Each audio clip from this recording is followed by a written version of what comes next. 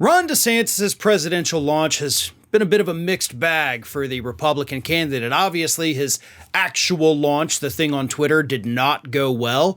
But then in the 24 hours following that, he did raise $8.2 million, which is, of course, a record for the Republican race so far. I mean, Tim Scott raised $2 million in his first 24 hours. So I think DeSantis, who announced 3 days later, is doing much, much better than Scott.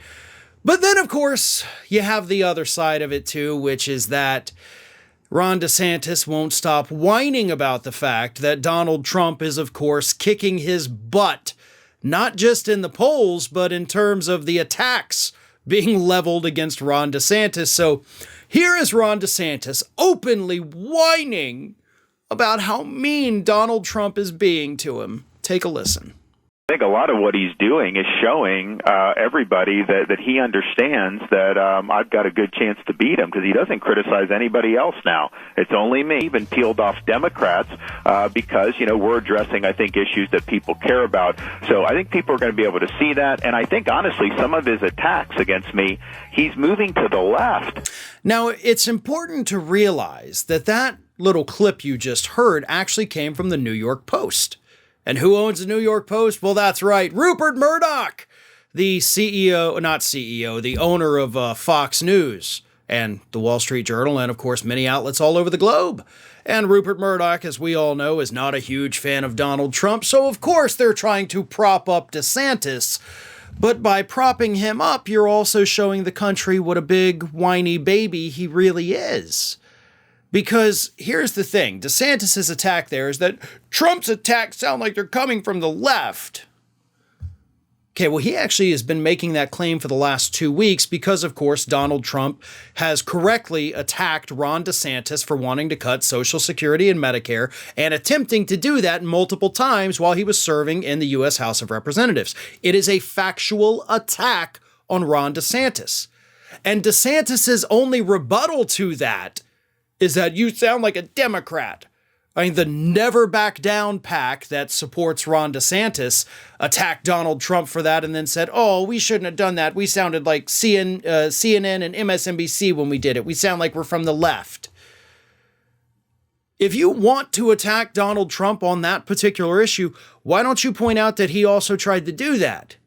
Oh, that's right. You can't point that out because even though it is true that Trump also suggested making cuts to those social safety net programs, by attacking him for it, you'd be admitting that you also did it and you know that it's unpopular. So you can't counter Donald Trump's attack, right? You can't factually go after him because, unlike him, you're worried about getting labeled as a hypocrite. Because Trump has no problem with it, right? Trump will just pretend like, no, I didn't. And then they'll present him with evidence and say, well, yeah, you did right here. And he'll just say, no, I didn't. Like, Trump doesn't have to play by the same rules as other politicians. And that is what makes him such a tricky opponent.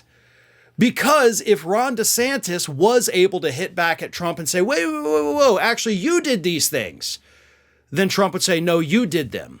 And other Republicans would be like, Ron, you did them. And DeSantis couldn't be like, no, I didn't, like Trump would do, because they'd throw reality in his face and he'd be like, I don't know what to do. I'm confused. Trump, on the other hand, will just straight up deny it. Like, you could play a clip of him saying it and he'll be like, that's not me. I didn't do it. So DeSantis has found himself in a horrible position where the only way he can attack Donald Trump is to not actually attack Donald Trump. So that's why in that clip you heard, he's like, he sounds like he's moving to the left, because that's all you got. And trust me, Ron, if that's the best you've got, if that is the hardest hitting attack that you can have against Donald Trump, or claiming like you did the other day that he let Fauci run the country. No, he actually didn't. That's actually part of the problem we had with COVID, is that he didn't listen to the smart people and listen to stupid people like you about what to do. So you're going to have to come at him a lot harder than that, because this is not like your typical political opponent. This is a man who'll look you in the face and deny the reality that you were pointing out to him. And that's a hard opponent to fight. Hey everyone, this is Aspen.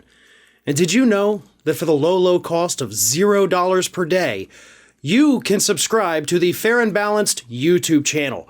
We also encourage you to like, comment, and share, but again, click that subscribe button and help Aspen not be so grumpy.